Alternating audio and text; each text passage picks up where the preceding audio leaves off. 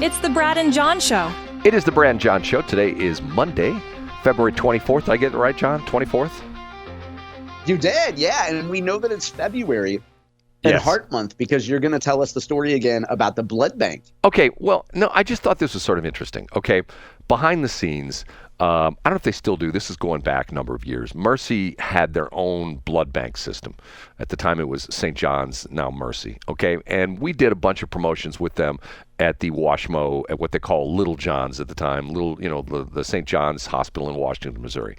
And what was interesting was I got the behind-the-scenes tour, and at one point in time, when the lady who was giving me the tour, she says, when we say we are low on blood, and she took me into this big refrigerated room which had these small individual refrigerators, she showed me where they keep the blood.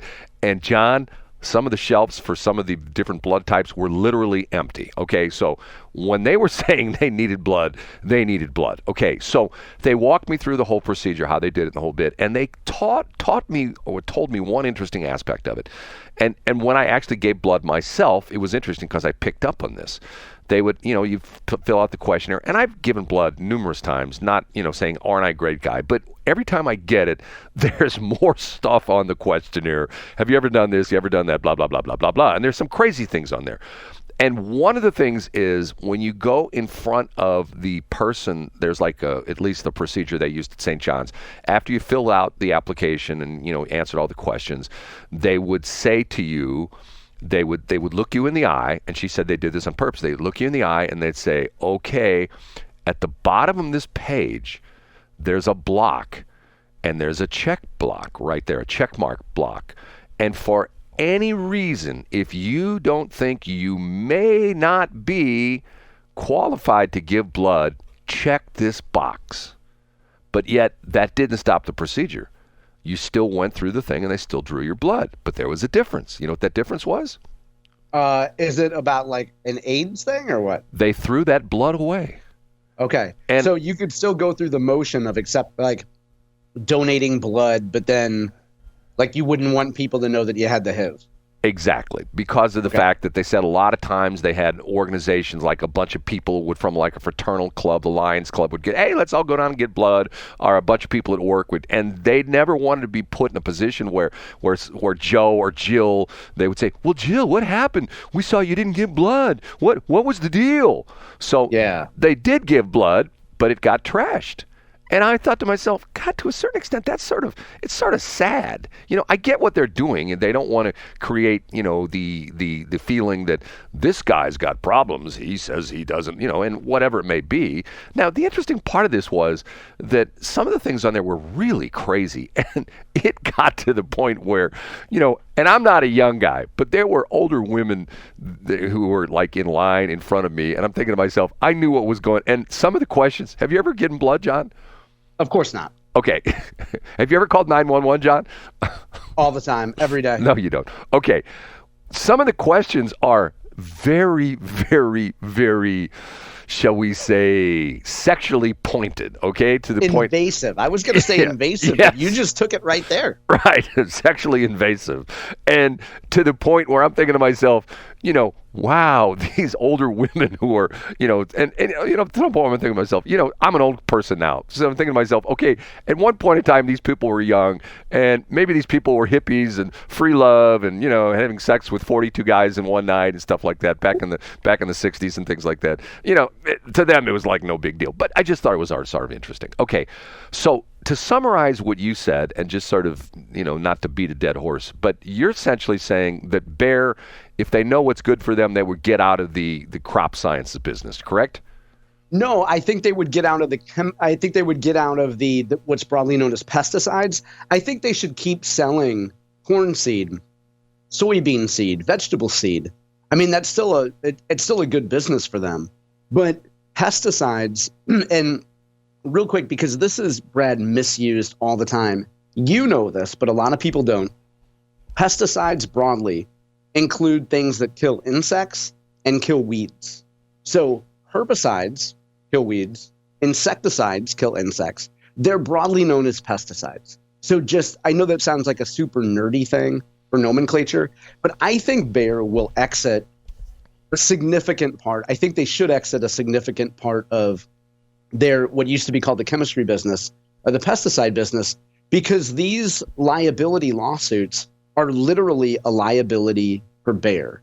And they're a huge weight on Bayer. And Bayer cannot move forward with where it wants to go as a life sciences company.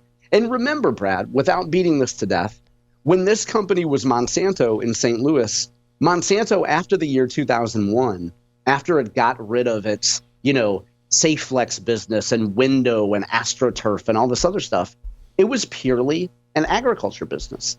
And today, agriculture is just one piece of what Bayer does. Bayer sells you your friendly aspirins and your Alka-Seltzer and your stuff that keeps your kids healthy. And then it sells the stuff you spray to kill weeds. So if I'm in Germany and I've dedicated my life to improving people, improving the world through life science, I want to get rid of those dirty farm chemicals. Let those farmers fend for themselves. Sell it to somebody who will buy it. Interesting. Okay. Yesterday, I had, you're going to think I'm the weirdest guy in the world. I had a fun Sunday morning. You know what I did yesterday? Okay, I went to Pick and Pull, the junkyard. Oh, wow, off of Hall Street? Yes. Nice. Okay, this is sort of a weird story, but let me tell you what I discovered, which I found very disturbing, okay? I have a car that's got now 303,000 miles on it, okay? And it's developed a nasty, nasty shake, rattle, and roll, the engine. I mean, it's to the point where sometimes it's so loud, my dashboard vibrates. I'm on the phone, people go, what is that sound? That's my dashboard vibrating. Why is your dashboard? Because the whole car's shaking. So Saturday, I go to and I get a dealer-only part, which costs me $110. I get a dealer-only part to put in the upper motor mount, which on this particular vehicle is a problematic thing. They fail all the time, okay? So when I got back to my place on Saturday afternoon and I popped the hood to start, wrenching on my car to put in the new motor mount, I noticed that one of the bolts on the original motor mount is missing. And I go, oh, here's my problem right here. So I go to the Napa Auto Parts store to get a bolt, can't find one. Go to Menards, can't find one. So I think to myself, I'll look up Pick and Pull to see if they have my model car in their inventory. Sure enough, they did. So Sunday morning, I go down to Pick and Pull, and I go in. You've never been to this place before, have you? Not since I was a kid. I used to go with my dad. Pick and Pull is to me it's like nirvana. I mean, I was going to say it's like heaven, right? It's to me. And what's crazy about it is there are so many cars there that I'm thinking to myself, okay, I could put wheels on that one and drive that one out. I mean, it's sort of sad. So I go in, and now it used to be you have to pay $1 to go in, and you have to sign a release form. Now it's $2. That keeps the riffraff out, right? Right, that keeps the riffraff. It's gone to $2. Okay, so I go in. I have my socket set with me in my ratchet, and I go in. I go right to the car. And ironically, the interesting thing is it's the same color as my car, the exact same color as my car, and it has a pristine left front fender, which I smashed backing into it with my other car. And I'm thinking to myself, I'm coming back for that. But I didn't want to take it because, quite honestly, I didn't have the right tools to get the fender off. So I take this bolt out, and I leave. And as I leave, I walk, and they as you check out, they check out what you bought. I hold up the bolt, and the guy goes, "Is that it?" And the lady says, "Just give it to him." And I said, "Okay, fine." So I left with my one bolt. Okay, here's my point of the whole story. They are transforming Hall Street from 4 lanes into 2 lanes. Why would they do that? Well, that's weird. And think of so for folks who don't know, give the geography. It was very important to you and I growing up. Give the geography of Hall Street and who uses it, Brad. Hall Street used to be the place where you'd go drag racing because of the fact Hall Street is this flat road that goes for miles that's as flat as a board. I mean, it's like... And you're saying, let me interrupt, Brad. You're saying it goes from, for folks who don't know, picture the east side of St. Louis, and Hall Street goes from North City up to North County, right?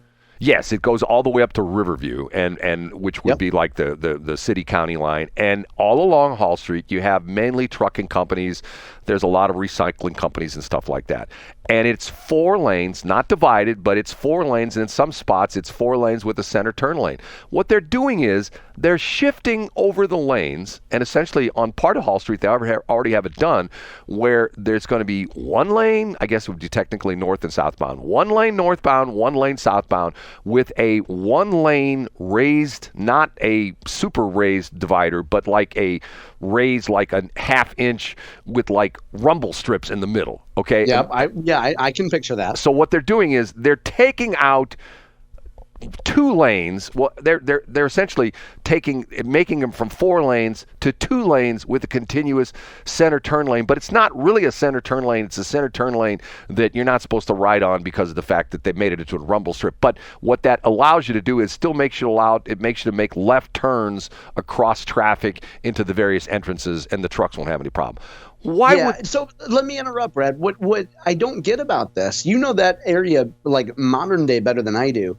If you have an area that has a ton of trucks, that most of the traffic is trucks, why would you go from 4 lanes to 2? I just don't get it. I don't either. It doesn't make any sense to me, because the problem is if you're behind and there's tractor trailers going up, because there's all the terminals along there. It's a lot of the trucking companies use that as what their terminals are, because it's right off I-70. You get off at Adelaide, bang, you're right there on Hall Street. Yeah. And not only that, if you take Adelaide, there's another problem. The reason Adelaide was built, I don't know if you know this or not, but Adelaide is an elevated overpass there because it takes you over the train tracks, because there's a shortcut. You can go back to I-70, which takes you over to West Florissant. And I did take that shortcut, and guess what? There was a train crossing, and I had to double back and go all the way down to Adelaide. But your point being, and it's well taken, that's the thing for me.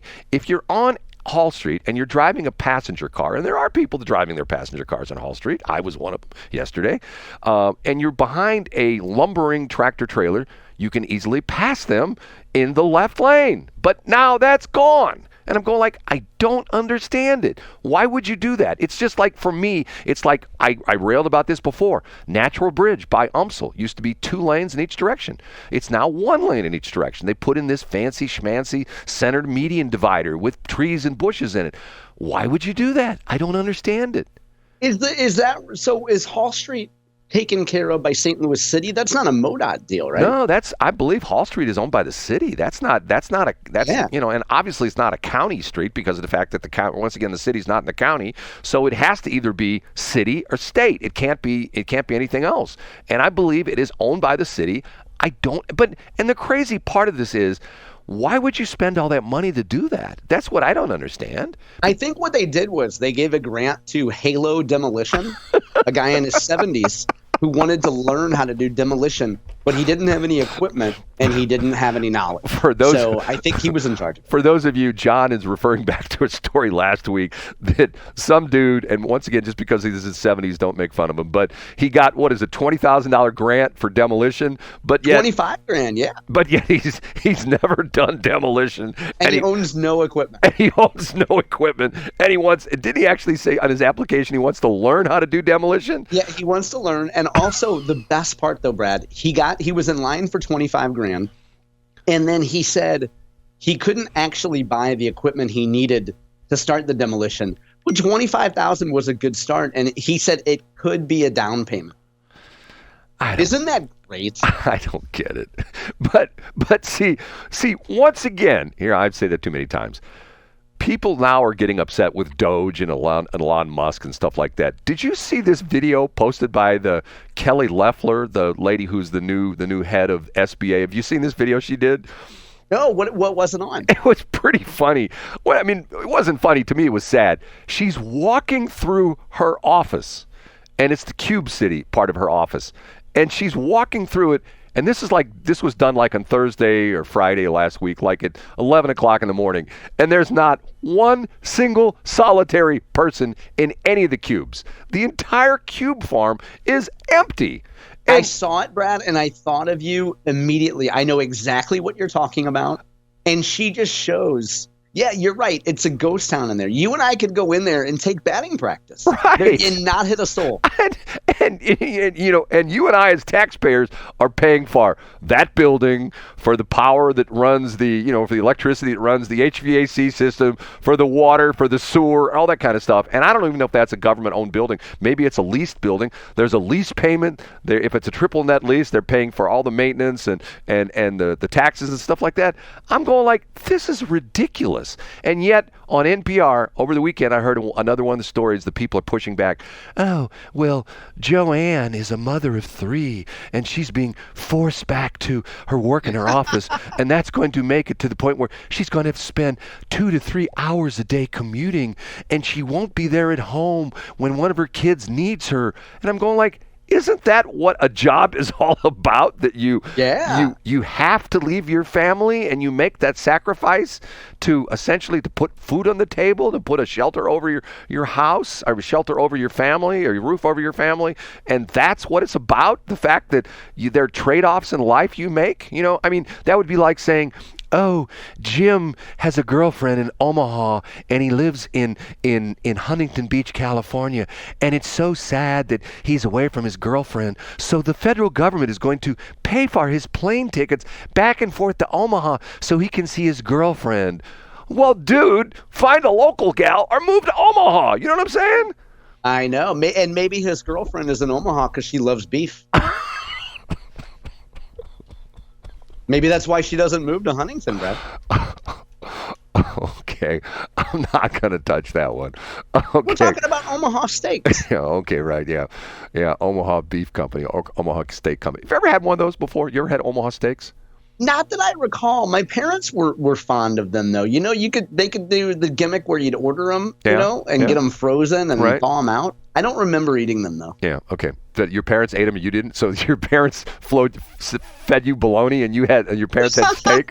John? No, this was after they were retired, and I was long gone from the house. John, you get bologna, but we get T-bone. We get the Omaha steak. Right.